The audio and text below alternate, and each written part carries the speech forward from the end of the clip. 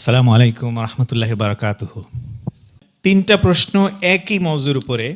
এটা ওই যে ভোট এবং জোট এবং বিভিন্ন ইসলামী দল একসাথে আমাদের দেশে, আপনি জানেন, একসাথে তারা এখন যে পরিস্থিতি তারা করতে চাচ্ছে, তো এই ব্যাপারে বলছে যে তারা যে চেষ্টা করতে চাচ্ছে, তারা রাষ্ট্র কায়েম করবে, এই ব্যাপারে কি উপদেশ এবং এটা কি সঠিক পন্থা কিনা এবং এই ব্যাপারে তাদের কি ভূমিকা থাকতে পারে, আমাদের দায়িত্ব? ইমাম মালিক রাহেমাহুল্লাহ, জি, স্বর্ণযুগের ইমাম এবং চার ইমামের অন্যতম ইমাম, মদিনার তিনি ইমাম দারুল হিজরা, তিনি বলেছেন, লাই ইয়াসলুহা আখিরু হাযিহিল উম্মাহ ইল্লা বিমা সালাহা বিহি আউয়ালুহা।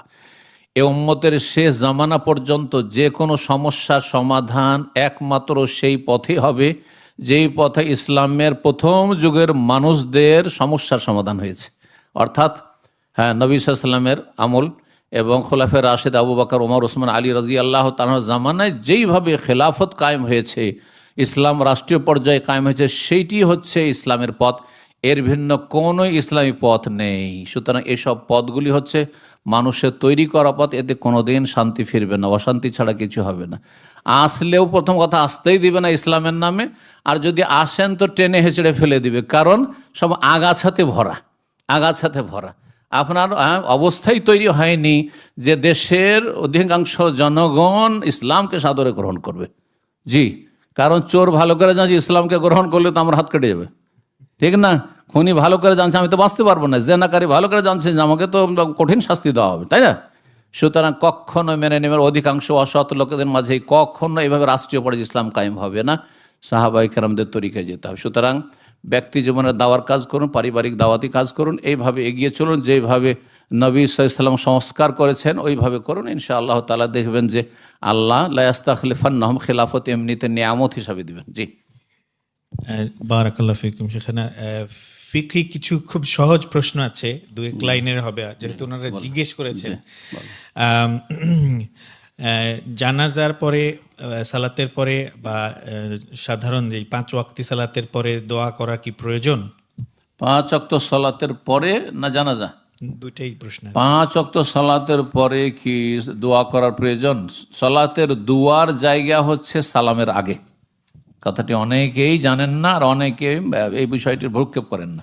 দুয়ার ক্ষেত্র হচ্ছে সালামের পূর্বে, আর জিকিরের ক্ষেত্র হচ্ছে সালামের পরে। জি, এই জন্য দেখেন সালামের পরে নবী সাল্লাল্লাহু সুন্নতে সব জিকির আছে, আস্তাগফিরুল্লাহ আস্তাগফিরুল্লাহ করে যতগুলি সব জিকির আজকার। কিন্তু আর সালামের আগে নবী সাল্লাল্লাহু আলাইহি ওয়াসাল্লাম বলছেন যে আত্তাহিয়াত পড়ে নাও, দুরুদ পড়ে নাও, আর তারপর ওয়ালা ইয়াতাখায়্যার মিনাল মাসআলাতি আজাবু ইলাইহি, তারপরে যা ইচ্ছা তাই চাইতে থাকো, যা ইচ্ছা তাই চাইতে থাকো। জি, সুতরাং এইখানে দোয়া করবেন। সালাম ফেরার পরেও যদি দোয়া করেন তো একা একা করলে মাঝে মধ্যে করতে পারেন, কিন্তু সম্মিলিত মোনাজাত জায়েজ নয়।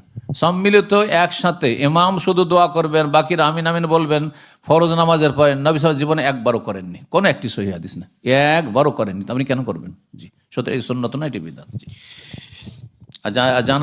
জানাজার পরে দোয়া করবেন একা একা, সেখানে সম্মিলিত কোনো মোনাজাত নেই। জানাজার ভিতরেও দোয়া, আর জানাজার পরেও যদি দোয়া করেন তাহলে আল্লাহুম্মা মাগফির লাহু, আল্লাহুম্মা আরহামহু, আল্লাহুম্মা সাব্বিতহু বিল কাউলিস সাবিত, ইত্যাদি দোয়া করতে পারেন, বা নিজের ভাষায় দোয়া করেন, কিন্তু একা একা দোয়া করবেন, সম্মিলিত মোনাজাত জানাজার পরে নেই। জাযাকাল্লাহু খাইর। সেখানে একাধিক উমরা করার, একই সফরে একাধিক উমরা করার বিষয়ে, একাধিক উমরা এক সফরে যদি মিকাতের বাইরে চলে যান তো জায়েজ।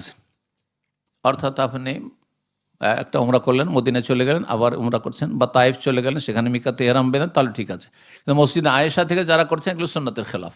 সুন্নতের খেলাফ নবী সাল্লাল্লাহু আলাইহি ওয়াসাল্লাম, সাহাবারা কেউ করেননি। মা আয়েশার মাসিক হয়েছিল সেই জন্য, সেই কারণে।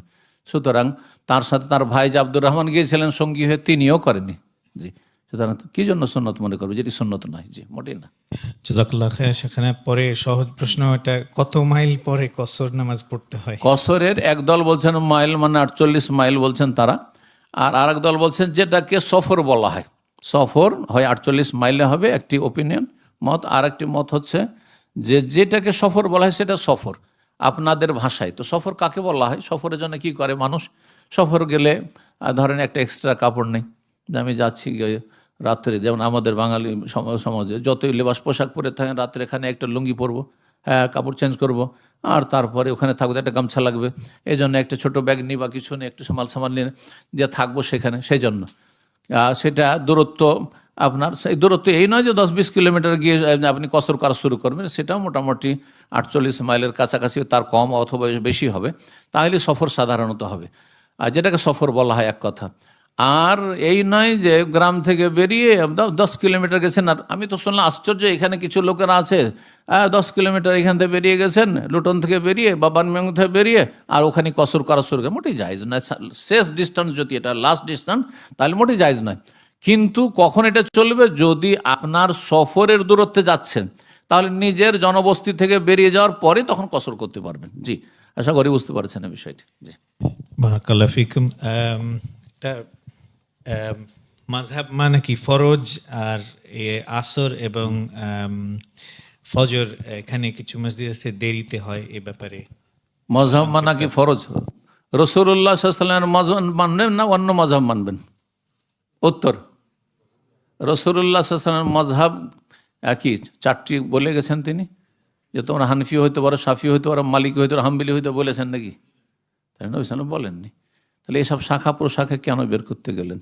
হ্যাঁ, মজহব হচ্ছে ইমামের মতামত। ইমামের ওপর কোনো ওয়াহি এসছে কি? কোনো ইমামের ওপর আবু হানিফা, শাফি, মালিক, আহমদ ওহি আসেনি, তাই না?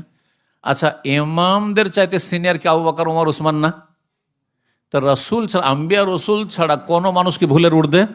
ভুল হতেই পারে, ইজতিহাদে ভুল হতেই পারে। তো এক মজহাব যদি ধরে থাকেন, তো কিছু ভুল আপনার মধ্যে থেকেই গেল, যেটাই নেন না কেন, আপনি শাফি হয়ে যান, মালিকি হন বা হাম্বলি হন, কিছু ভুল তো থেকেই যাবে আপনার। তো আপনি কি কিছু ভুলের মধ্যে থাকতে চান? আমার যুক্তিটা ভালো করে বুঝেন। জি, কখনো থাকতে চাইবেন না, বুঝলে?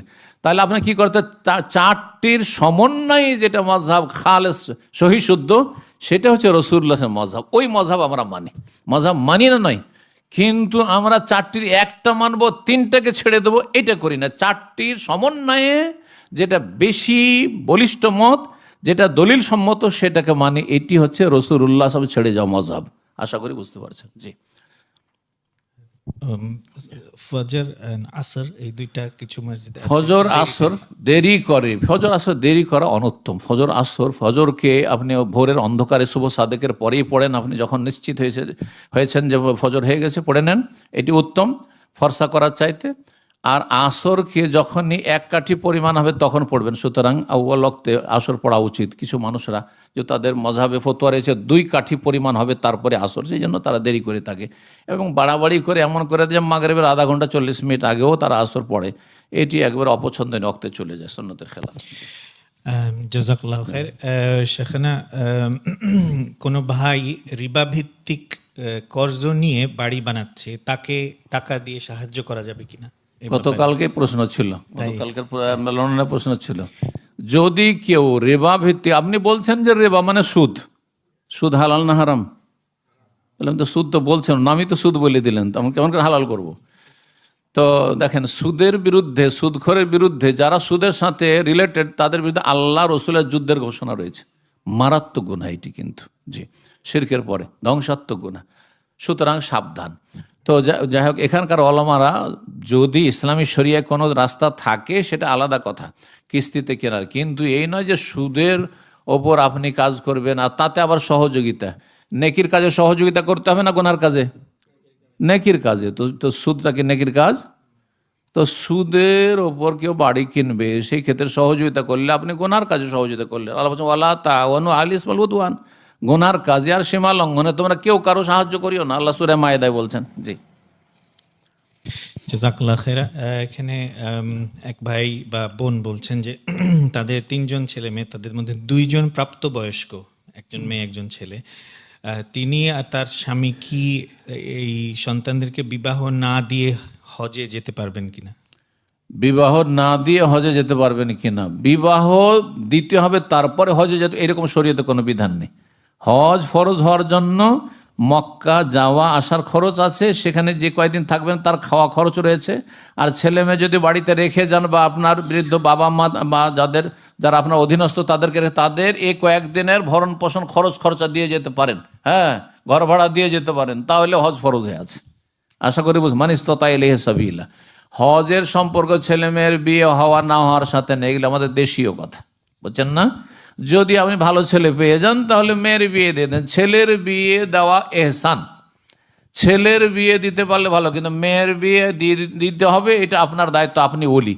ছেলের বিয়ের ওলি লাগে না, ছেলে নিজে কাজকর্ম করে নিজেও বিয়ে বসতে পারে, সমস্যা নেই। জি, কিন্তু যদি আপনি ছেলের উপকার করেন তো এটা আপনার এহসান হবে যে আপনার সবচেয়ে কাছের মানুষ ছেলে, তার আপনি বিয়ে দিয়ে তাকে গুনাহ থেকে বাঁচাবার চেষ্টা করলেন, কিন্তু আপনার মেয়ের বিয়ের মতো ফরজ না, এটা কখনো মনে করবেন না। জি, জাযাকাল্লাহ খায়ের। সেখানে এটা একজন প্রশ্ন করছেন যে কেউ সিক্রেট কোনো গোপন বিষয়ে জিজ্ঞেস করছে আমাকে, এবং আমি ওই গোপন বিষয়টা আরেক ভাইয়ের ব্যাপারে আমি জানি কিন্তু আমি প্রকাশ করতে চাচ্ছি না, এখানে কি করা উত্তম হবে? জি, যে বিষয়টি সম্পর্কে জিজ্ঞাসা করছে আর সেটা আপনি সিক্রেট বিষয় প্রকাশ করতে চাইছেন না কারো সম্পর্কে, সেটা দিয়ে যে জিজ্ঞাসাকারী তার যদি ক্ষতির আশঙ্কা থাকে না জানালে, তাহলে বলা ফরজ। যেমন হয়তো ছেলেটাকে জামাই করবে ধরেন, বা ছেলেটার সাথে ব্যবসা করবে, ছেলেটাকে ধার দেবে, আর তার চরিত্র খারাপ, আর আপনাকে জিজ্ঞাসা, আচ্ছা ভাই বলেন অমুক ব্যক্তি সম্পর্কে যে ওকে আমি মেয়ে দিতে চাইছি, অথবা তার সাথে আমি পার্টনারশিপ ব্যবসা করতে চাইছি, অথবা তাকে ধার দিতে চাইছি, ও ধার চেয়েছে, তো আপনার কি মতামত? আপনি জানছেন যে সে ভালো লোক না, তাহলে আপনার জন্য বলা ফরজ। কিন্তু যদি এমন কোনো সিক্রেট বিষয় হয় যেটাতে যেই ব্যক্তি জিজ্ঞাসাকারী তার কোনো ক্ষতি নেই, তার কোনো ক্ষতি না, লাভ লস কিচ্ছু নেই, তাহলে লুকিয়ে রাখতে পারেন আপনি, হ্যাঁ, রহস্য গোপন করতে পারেন। জি, জাযাকাল্লাহ খায়ের। সেখানে আমাদের একজন সন্তান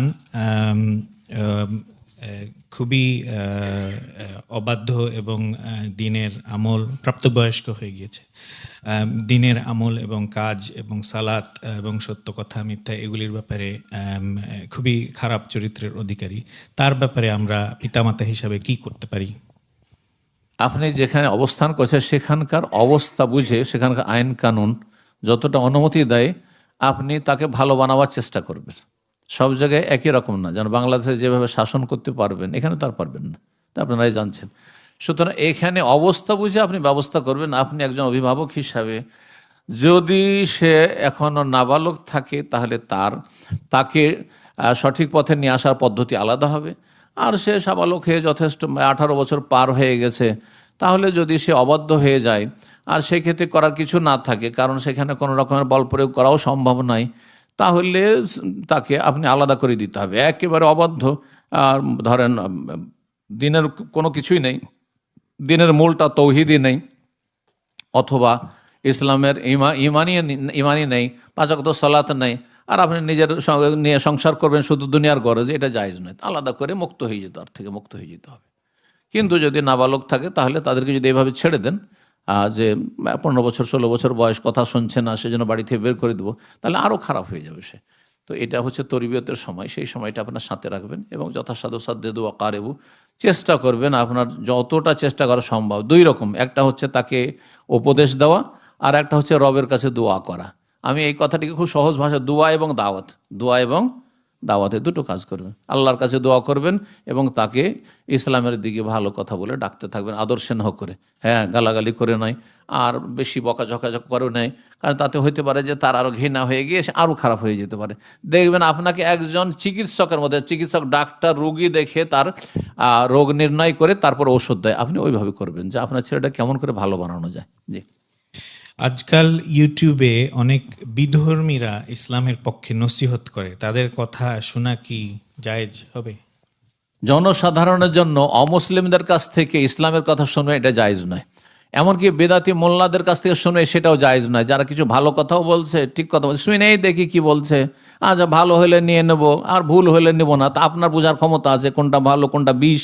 হ্যাঁ, না, বোঝার ক্ষমতা নেই। সুতরাং আপনাদের মতো সাধারণ মানুষের জন্য অমুসলিমের ইসলামের কথা শোনা জায়েজ নয়, অমুসলিম থেকে ইসলাম শিক্ষা নেওয়া জায়েজ নয়, ওই রকমই মুসলিম সমাজের বেদাতিদের থেকে ধর্ম শিক্ষা জায়েজ নয়। আপনাকে কোরআন সুন্নাহর ভালো আলেম থেকে ইসলাম শিখতে হবে, কারণ বিশুদ্ধ খালেস জায়গা থেকে আপনাকে ইসলাম নিতে হবে, না হলে বিভ্রান্ত হয়ে যাবেন। জি, বারাকাল্লাহু ফিকুম। সেখানে শেষের দিকে চলে আসছি। অমুসলিম দেশে স্থায়ীভাবে বসবাস করার অমুসলিম দেশে মুসলিম দেশ ছেড়ে এসে স্থায়ী বসবাসের নিয়ত রাখিয়েন না। এতে আপনার আগামী প্রজন্ম সম্পর্কে বড় ঝুঁকি রয়েছে। এই রিস্কে থেকে ছেলে মেয়ে যদি মুরতাদ হয়ে চলে যায় তাহলে রবের কাছে ফেঁসে যেতে পারেন, যদি মুসলিম দেশ থেকে এসে থাকেন।